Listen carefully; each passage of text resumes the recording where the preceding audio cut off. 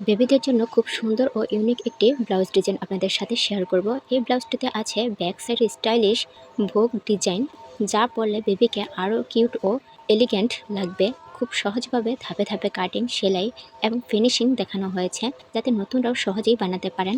তাহলে চলুন শুরু করি। হ্যালো এভরিওয়ান, আসসালামু আলাইকুম। প্রথমে আমি কাপড়টিকে 4 ভাঁজে ভাগ করে নিয়েছি।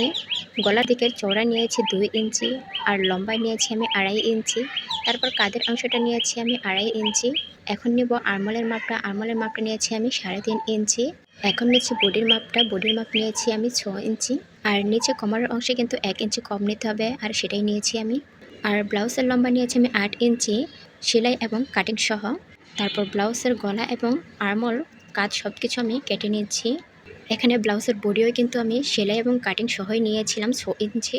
ব্লাউজের কাটিংটা শেষ হলে কিন্তু এখানে দুটো পার্ট বের হবে, একটা হচ্ছে ব্যাক সাইড আর একটা হচ্ছে ফ্রন্ট সাইড।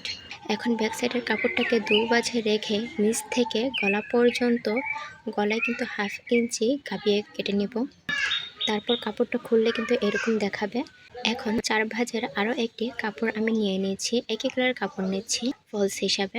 তো এখানে কিন্তু আমি 4 ভাঁজ দিয়ে নিয়েছি। আর ফ্রন্ট সাইডের যে কাটিং কাপড়টা ছিল সেটা দিয়ে মাপ মতো আমি আবার 2 পার্ট কেটে নিয়েছি। এখানে 2 পার্টের মধ্যে একটি হবে ব্যাক সাইড আর একটি হবে ফ্রন্ট সাইড। তো ফ্রন্ট সাইড সেটি কিন্তু যে স্টাইলে কেটেছিলাম সেটা কিন্তু আবারও একই রুলসে কেটে নিয়েছি। এখন ফ্রন্টের যে দুটো পিস সেটা সমানভাবে বসিয়ে ফ্রন্ট সাইড এর 2 পাশের 2 আরমোল আর গলা আমি সেলাই করে নিয়েছি, কিন্তু কাঁধ কিন্তু সেলাই করা যাবে না। তারপর এটাকে উল্টে সোজা করে নিচ্ছি।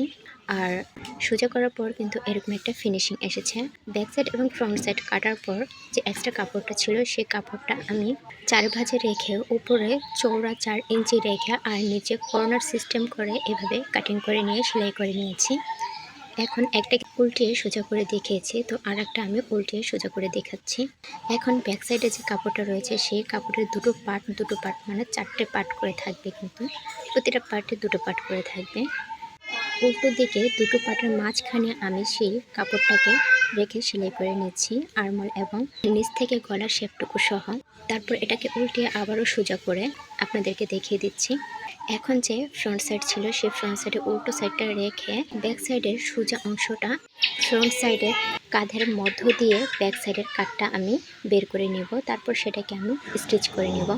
এখন সোজা করলে কিন্তু এমন দেখাচ্ছে। দেখেছেন ফিনিশিংটা কত সুন্দর এসেছে। এখন ব্যাক সাইড এবং ফ্রন্ট সাইড দুটোর বডি সাইজ একত্র করে আমি জাস্ট সাইডটুকু সেলাই করে নেব। আমরা মা হিসেবে মেয়েরা কিন্তু নিজের পরিপাটির থেকে নিজের রাজকন্যাকে পরিপাটি ও সুন্দর করে সাজিয়ে গুছিয়ে রাখতে বেশি পছন্দ করি। এই ব্লাউজটি কিন্তু ঈদ, বিয়ে, দাওয়াত, ফটোশ্যুট, পূজা বা যে কোনো উৎসব, বার্থডে পার্টি, স্কুল ফাংশন, যে কোনো অনুষ্ঠানে পরতে পারবে। এই ডিজাইনটি ফ্রক, লেহেঙ্গা, স্কার্ট বা ঘাড়ারার সাথে খুব সুন্দর মানাবে। আপনার বেবির জন্য আরামদায়ক ও স্টাইলিশ একটি পারফেক্ট ব্লাউজ হবে এটি। ব্লাউজের ডিজাইনটি যদি আপনাদের কাছে ভালো লেগে থাকে তাহলে অবশ্যই আমাদের চ্যানেলটি সাবস্ক্রাইব করে যাবেন, লাইক ফলো দিয়ে যাবেন, ভিডিওটি অবশ্যই শেয়ার করবেন। আল্লাহ হাফেজ।